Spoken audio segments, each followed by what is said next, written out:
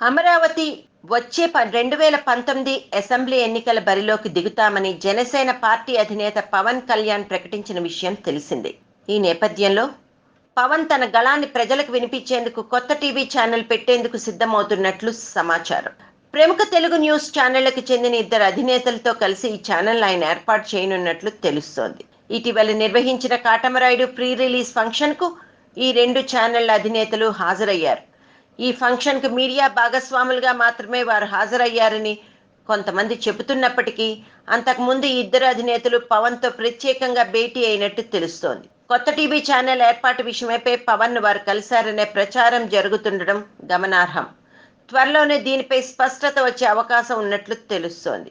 ఎన్నికల బరిలోకి తాను సినిమాలకు దూరంగా జరిగి వచ్చే ఎన్నికల్లో పోటీ చేస్తానని పవన్ కళ్యాణ్ ఇప్పటికే స్పష్టం చేశారు. తద్వారా పూర్తి సమయం రాజకీయాలకు అంకితం కానున్నట్లు తెలిపారు. 2019 ఎన్నికల్లో తెలంగాణ, ఆంధ్రప్రదేశ్ రాష్ట్రాల్లో జనసేన పోటీ చేస్తుందని చెప్పారు.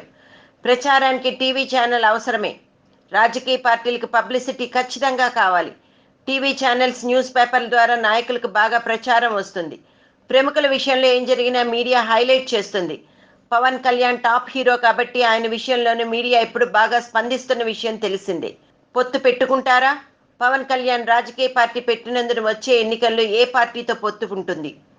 ఒంటరిగా పోటీ చేస్తారా అనే విషయంపై స్పష్టత లేదు. ఒంటరిగా పోటీ చేస్తే వ్యతిరేక పార్టీలకు అనుకూలంగా ఉన్న మీడియాతో ఇబ్బందికర పరిస్థితులు తలెత్తే అవకాశాలు కొట్టి పారేయలేం.